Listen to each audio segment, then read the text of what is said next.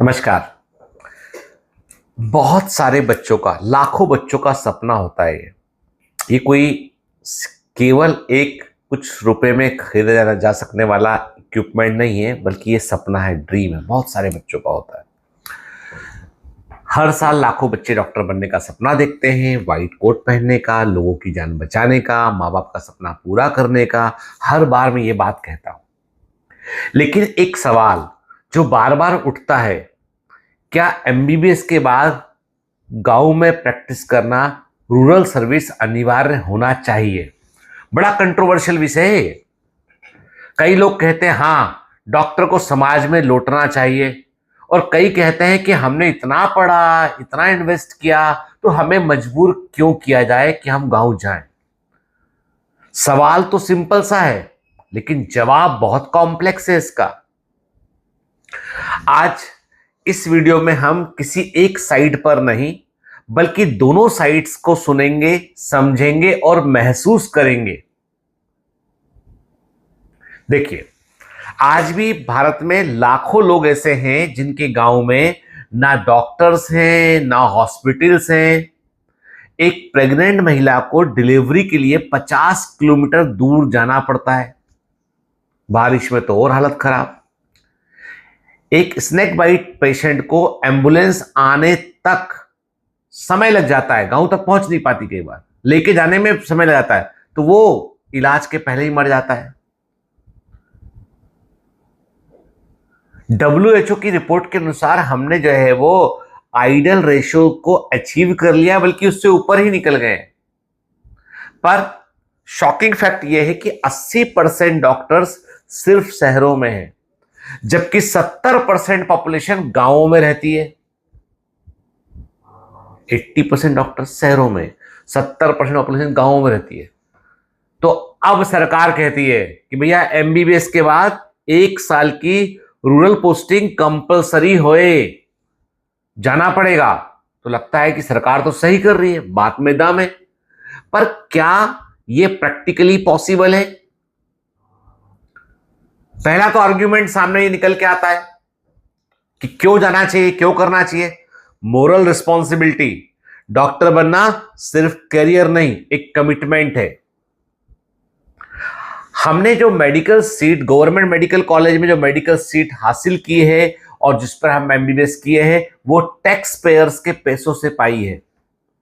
सरकारी medical college की fees 50,000 से लेकर 1 लाख रुपए सालाना है, वहीं प्राइवेट में यह फीस 25 लाख से 30 लाख रुपए सालाना है। जब सिस्टम ने हमें इतना सस्ता एजुकेशन दिया है, तो क्या हमें 1 साल उसका रिटर्न या उसका ऋण नहीं चुकाना चाहिए? दूसरा आर्ग्यूमेंट निकल के सामने आता है, learning experience.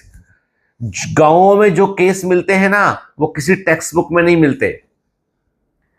Primary health care centre पर काम करने से आपको रियल इंडिया दिखता है। आप पेशेंट को नहीं, इंसान को देखना सीखते हैं।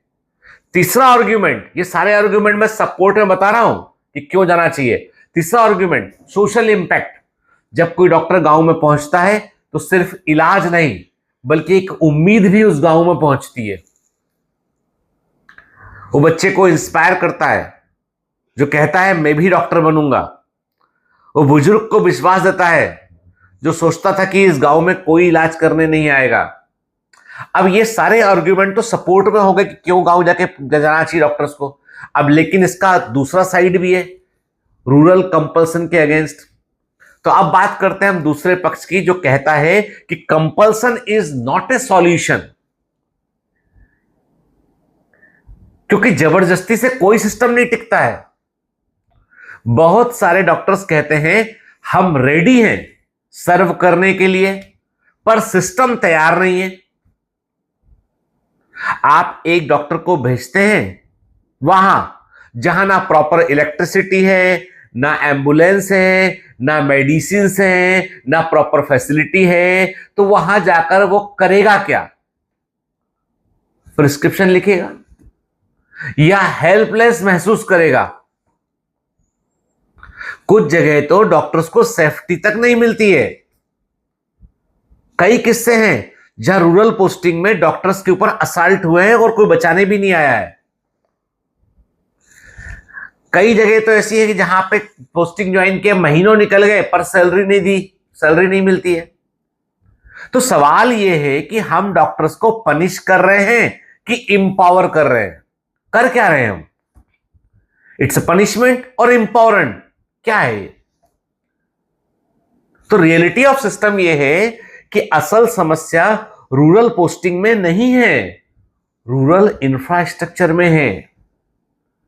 अगर वहां basic instrument, nurses, lab technician और सेफ्टी प्रोटोकॉल है हो तो डॉक्टर क्यों भागेगा? क्यों नहीं, क्यों जाएगा वो?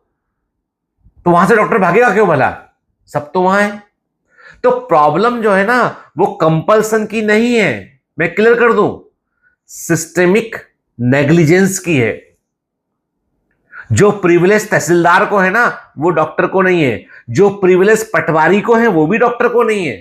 सोच लो आप, अगर आप एक फ्रेशली ग्रेजुएटेड डॉक्टर को रिमोट ट्राइबल एरिया में भेज देते हैं बिना मेंटोरशिप के, बिना बैकअप के, और फिर कहते हैं सर्व करो, तो भाई साहब ये सर्व नहीं, सर्वाइवल टेस्ट है ये।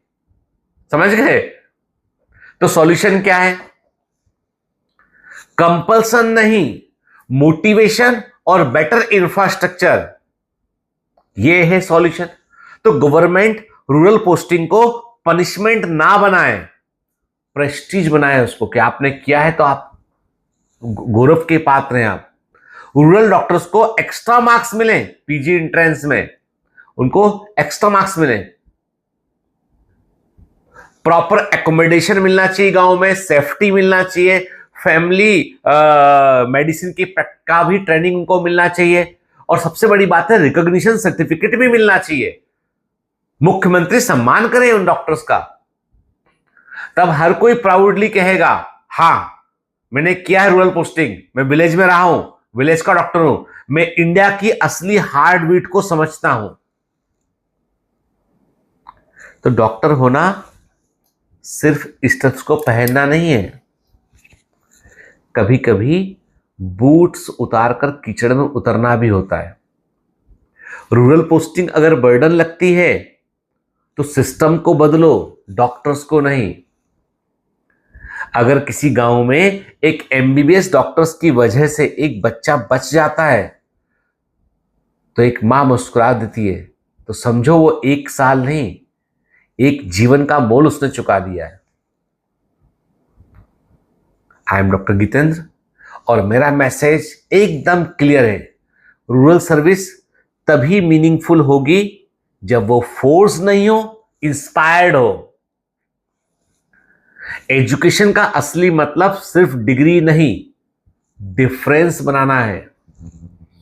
और अगर वो फर्क किसी गांव में दिखे तो वही डॉक्टर सच में हीलर कहलाता है। तो रूरल पोस्टिंग जो है, डॉक्टर्स को दोष मत दीजिए उसके लिए, सिस्टम को सुधारिए। अगर आप मेरी बात से सहमत हैं तो लिखिए कि आई एग्रीड, मैं सहमत हूं सर की बात से, yes system should be improved. लिखिए, बी वोकल, आवाज कीजिए, बोलिए, कमेंट कीजिए, वीडियो को शेयर कीजिए जिससे लोगों तक ये बात पहुंचे। और सरकारें बहरी होती हैं, बहुत लोग शेयर करेंगे तो बातें पहुंचेंगी उन तक। All the best.